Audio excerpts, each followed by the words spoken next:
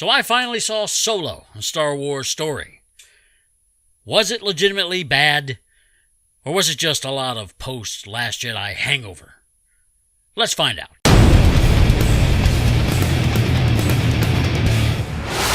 What's going on, guys? Cranky old geek here.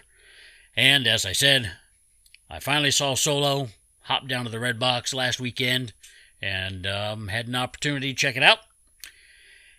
And I went in with the impression from people that I trusted that it was okay, except for some specific things. And some of those specific things were pretty big after this one viewing. So yeah, this will be spoilery. This is a single viewing. Got it from Redbox, watched it, took it straight back. So, some of the details, maybe I've lost some of them from my tired old memory. If I have anything wrong, please, someone correct me in the comments. I won't mind. But, Solo, directed by too many people, and written by the wrong Kasdan. Let's talk about what I liked about it first. This probably won't take too very long. But one of the big things, Alden Ehrenreich's portrayal of a young, inexperienced Han Solo, I thought was serviceable. Sure, he's not Harrison Ford. Nobody else is Harrison Ford except for Harrison Ford. And it was good that he didn't try to do an impression of Harrison Ford. Rather, he tried to do an interpretation of a young Han Solo, which is what the script called for. And the thing to remember about something like this, when an actor is portraying a character and whether or not we like that character, is highly dependent on two things: how they act the part and what they're given to work with, i.e. the script. And Alden Ehrenreich was given, in a lot of respects, a faulty script to work with. For example, he mentioned far too many times that he was going to be a pilot, the best pilot in the galaxy. We get it. Find some other way to convey that thought. Don't have him say it in almost every sequence in which he meets somebody new. I'm pretty sure it was, if I went back and did the count, we'd probably find almost every time, probably more often than not, when he met someone new, he mentioned about going to be a pilot or wanting to be the best pilot in the galaxy. That was kind of annoying. But that's a fallacy in the script. Not his fault. Chewbacca, I thought, was excellent. This could almost be a Chewbacca movie. And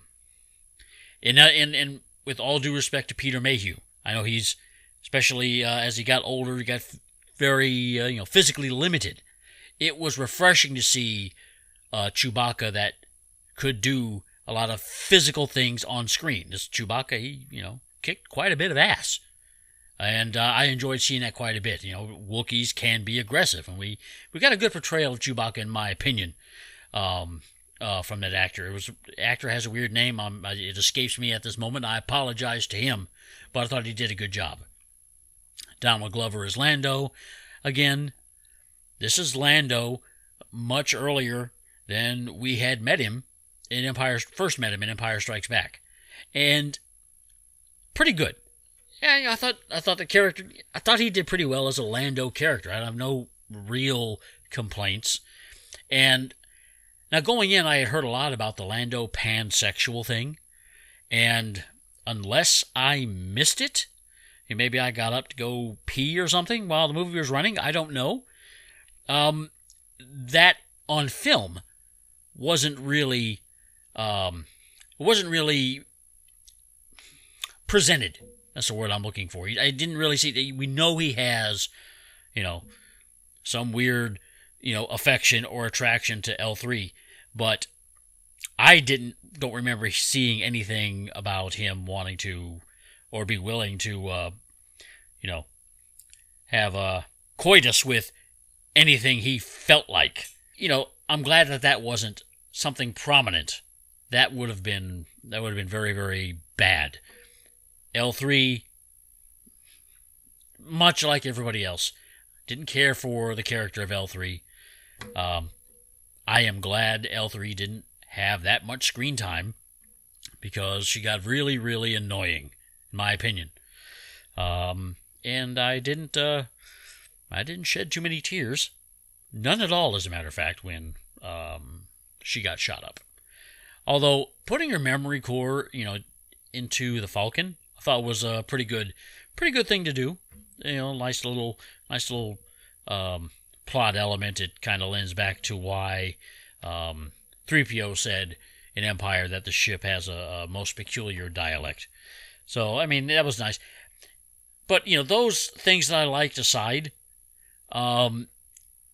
this movie does seem to be what I've heard a lot of reviewers say, just fan reviewers. They say it got to be a checklist of all of the things we expected to find out about Han Solo. We got his blaster, him getting the Falcon, the Kessel Run, meeting Lando, meeting Chewie. It's interesting that they put all of those things centered around a single Han Solo story. So, like, in the span of, I don't know, we'll say a couple of weeks' time, Han becomes Han Solo, as we know him. Which leads me to some of my biggest gripes from this movie. It started in the wrong place. See, with Rogue One, it was clear that it was a story of how the Death Star plans were stolen. That was how all the promotion was framed. Everybody knew that's what it was about. With Solo, how do I say? I was under the impression it was meant to be an origin story for Han Solo. Instead, it starts when he's, 10 years, I believe, 10 years Star Wars time, before you met him in A New Hope. And he's on Corellia. He's the same person, basically, just younger and a little more more inexperienced than when we see him in Episode 4. He doesn't change to be what we meet in Episode 4, except just gains. I hate coming back to gaining experience as a smuggler, but that's it, essentially. He's the same person.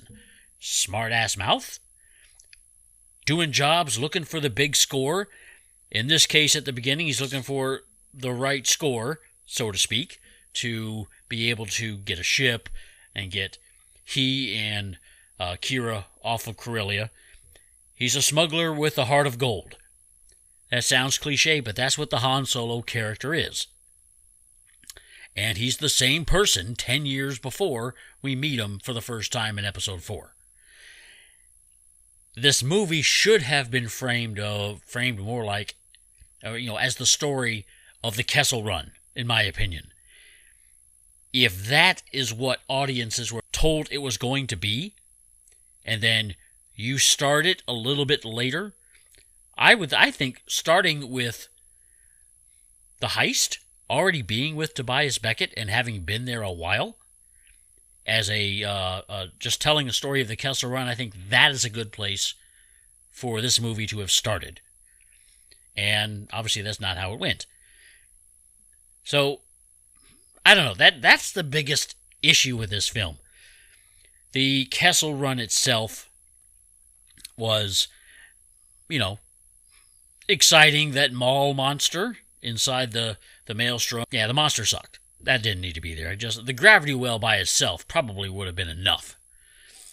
Now, obviously, there wasn't really, so far as I know, a clear distinction or explanation for what the Kessel Run was in canon.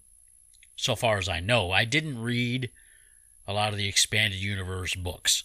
I was more, as far as canon goes, I'm just more concerned with the movies. I've read some, and some were good, but I never read anything about or explained the Kessel Run. I mean, to see what they actually did on screen was a bit disappointing. To know that it wasn't so much that the Falcon was fast as it was they cheated with that little drop of hyperfuel, and the hyperfuel plot element. I guess they had to do something like that.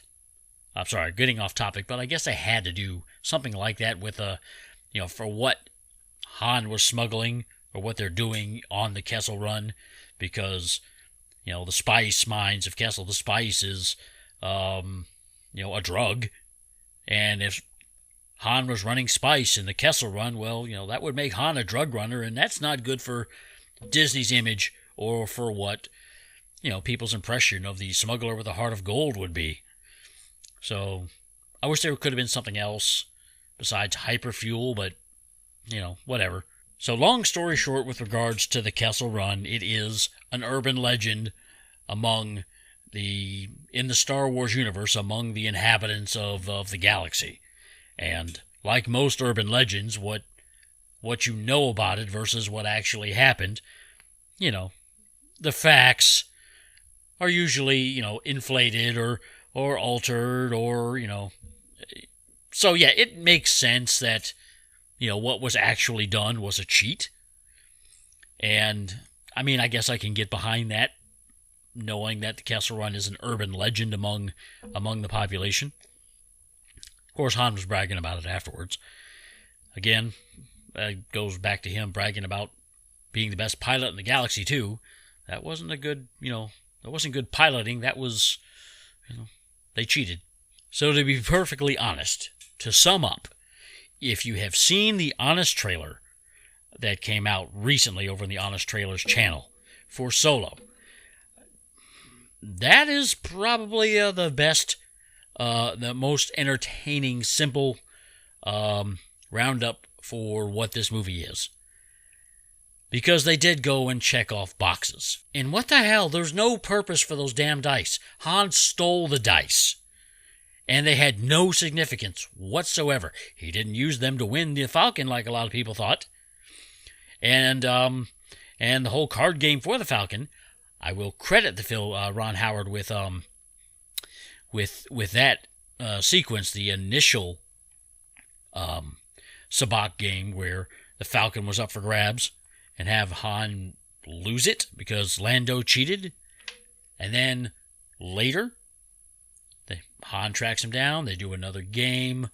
Han knows or sees that Lando had some cards up his sleeve, and with Lando unaware, he took those cards, and he won the Falcon fair and square. And it was a nice nod that that Han said that, specifically won it fair and square. A nod back to Empire Strikes Back. So that was a nice touch. And as I said, it was a nice touch that Han didn't win the Falcon at first, because at that point they were checking off the boxes. Blaster, check. Met Chewie, check. Grabbed the damn dice for no good reason, check. So that was a nice change. But overall, like I said, the Honest Trailers video for Solo is a pretty good summary of the film. So, like I said, okay, it was worth a Blu-ray rental from the Redbox. If it shows up in the bargain bin, I might buy it to check out the, deleted scenes and other features, just because. But, yeah, it was not great. Ehrenreich did a decent job as Han Solo. I think I might be in the minority with that opinion. But, yeah, that's about all there is to say about it. So if you like this video, please hit that like button. And if you enjoy my content, please consider hitting that subscribe button and the bell notification so you don't miss anything. And thanks for watching. Catch you guys next time.